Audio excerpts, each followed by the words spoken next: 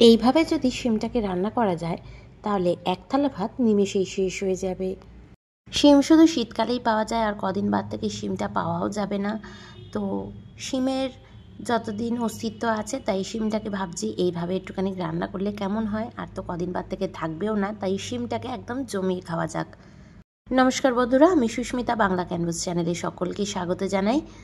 আজ তোমাদের সাথে শেয়ার করছি বেঙ্গলি স্টাইলে শিমের রেসিপি। তো শিমটাকে রান্না করার জন্য প্রথমেই আমি এখানে ভালো করে শিমগুলো দুটো মাথা আমি কেটে নেব, আর একটা যে সরু সুতোর মতো থাকে সেটাকেও কিন্তু আমি বার করে নেব। শিম আমি বেশি শিম নিইনি, এখানে মোটামুটি এরকমভাবে শিমগুলো নিয়েছি, আর এতটা শিমেই আমাদের মোটামুটি হয়ে যাবে। শিমগুলোকে আমরা কেটে ধুয়ে পরিষ্কার করে নেব। কড়াই বসিয়ে নিয়েছি, কড়াইতে দিয়ে দিয়েছি 2 চামচ মতো পোস্ত। পোস্তটাকে এভাবে শুকনো কড়াইতে আমি কিছুক্ষণ ভেজে নিলাম। 30 থেকে 40 সেকেন্ড মতো এই পোস্তটাকে ভেজে নিতে হবে। একদম হালকা করে ভাজতে হবে, বেশি কড়া করে কিন্তু ভাজলে চলবে না। পোস্তটাকে হালকা করে যদি কড়াইতে গরম করে নেওয়া যায় রান্নার আগে, তাহলে কিন্তু টেস্টটা দারুণ আসে। পোস্তটা ভাজার পরে এবার মিক্সিং গ্রাইন্ডারে শুকনোভাবে বেটে জল দিয়ে ভালো করে মিশ্রণ একটা তৈরি করে নিয়েছি। কড়াইতে তেল দিয়ে সেটা গরম হতে কিছু বড়ি ভেজে তুলে নিলাম। তেলটা গরমই আছে, এবার তেলের মধ্যে দিয়ে দিচ্ছি কিছুটা পরিমাণে কালো জিরে আর একটা কাঁচা লঙ্কা। দিয়ে দিলাম এর মধ্যে রসুন, 4-5 কোয়া রসুন এর মধ্যে দিয়ে দিয়েছি। এবার ভালো করে ফোড়নটাকে কিছুক্ষণ ভেজে নিয়ে একটা সুন্দর গন্ধ বেরোতেই আমি এবার কেটে রাখা শিমগুলো এর মধ্যে দিয়ে দিয়েছি, আর দিয়ে দিলাম এর মধ্যে 1/2 চামচ মতো নুন আর একদম 1/2 টিস্পুন মতো হলুদ গুঁড়ো। এবার মিডিয়াম টু হাই ফ্লেমে এটাকে খুব ভালো করে মিশিয়ে নিতে হবে। এইভাবে আমি ভেজে নিচ্ছি শিমগুলোকে।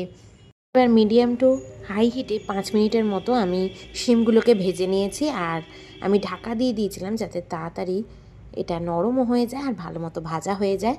দেখলাম শিমটা কিন্তু বেশ ভালোই নরম হয়ে গেছে। সব কিছুকে খুব ভালো করে কষিয়ে নিতে হবে। এবার দিয়ে দিচ্ছি আমি বেটে নেওয়া সর্ষেটা। এবার সর্ষেটা দিয়ে ভালো করে শিমের সাথে এইভাবে মিশিয়ে নিচ্ছি, আর দিয়ে দেব ভেজে নেওয়া বড়িগুলো। এবার পোস্ত দিয়ে কিন্তু খুব বেশিক্ষণ কষানোর কোনো দরকার নেই, এইভাবে বড়িটা দিয়েও ঢাকা দিয়ে রান্না করে নেব যাতে ফ্লেভারটা ইনট্যাক্ট থাকে, নষ্ট না হয়ে যায়। আর একটু সামান্য মিক্সি ধোয়া জলও এর মধ্যে দিয়ে দিলাম। তো আরও কিছুক্ষণ 5 মিনিট মতো ঢাকা দিয়ে রান্না করলাম, আর এইভাবেই 2 মিনিট আরও কষিয়ে নিচ্ছি। এই রান্নায় কিন্তু বেশি জল একদমই ব্যবহার করা হয়নি, যেটুকু জল দেখছেন সেটুকু হচ্ছে শিম থেকে বেরিয়েছে। তো হালকা একটু গ্রেভির জন্য কিন্তু জাস্ট মিক্সি ধোয়া জল দিয়েছে, আর কিছুই এখানে ব্যবহার করা হয়নি। তাও এটা কিন্তু একটুখানি টানটানি হয়, মাখো মাখো তৈরি হয়। স্বাদ মতো চিনি ব্যবহার করে নিলাম। আমাদের রান্না কিন্তু অলমোস্ট কমপ্লিট। দিয়ে দিলাম এখানে 1 চামচ মতো কাঁচা সর্ষের তেল। কাঁচা সর্ষের তেলটা কিন্তু অবশ্যই ব্যবহার করবেন, দারুণ লাগে খেতে। আর সব শেষে দিয়ে দিলাম অল্প কুচিয়ে রাখা ধনেপাতা। এবার সব কিছুকে এইভাবে মিশিয়ে নিচ্ছি। এটা আপনারা ভাত বা রুটি সব কিছুর সাথে এটা বানিয়ে খেতে পারেন, দারুণ টেস্টি হয়। আপনারা এটা হালকা ঝোল ঝোলও রাখতে পারেন, তাহলে কিন্তু বুঝে একটু জলটা দেবেন, তাহলে আরেকটু জলের প্রয়োজন পড়বে। এবার এটাকে আমি একটা বাটিতে সার্ভ করছি। সার্ভ করার আগে কিন্তু মিনিট 10-এর জন্য ঢাকা দিয়ে এটাকে স্ট্যান্ডিং টাইম দিয়ে নিয়েছি। গরম ভাতের সাথে এই পোস্ত শিম কিন্তু দারুণ লাগে। সো কেমন লাগলো আজকের ভিডিওটা অবশ্যই কিন্তু জানাতে ভুলবেন না। ভালো লাগলে লাইক করবেন, চ্যানেলে নতুন হলে অবশ্যই সাবস্ক্রাইব করবেন, পাশে থাকা বেল আইকনটা প্রেস করে নেবেন নতুন ভিডিওর আপডেটসের জন্য। আপনারা খুব ভালো থাকবেন, সুস্থ থাকবেন, সাবধানে থাকবেন।